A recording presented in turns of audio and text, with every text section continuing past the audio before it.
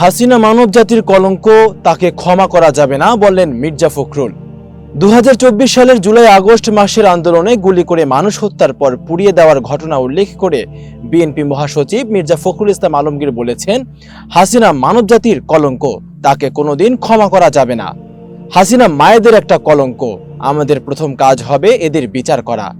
আজ রোববার দুপুরে রাজধানীর শেরেবাংলা নগরে বিএনপির প্রতিষ্ঠাতা জিয়াউর রহমানের সমাধির পাশে গণ অভ্যুত্থান 2024 জাতীয় ঐক্য ও গণতান্ত্রিক অভিযাত্রা সবুজ পল্লবে স্মৃতি অম্লান শীর্ষক এক অনুষ্ঠানে অংশ নিয়ে তিনি একথা বলেন।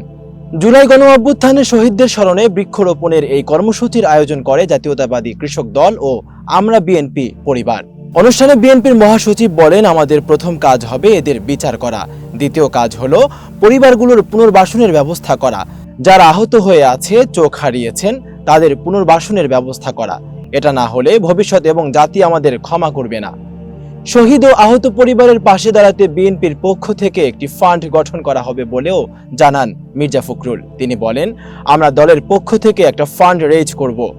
এসব পরিবারকে আমাদের পক্ষ থেকে যতটুকু সম্ভব সহযোগিতা করব।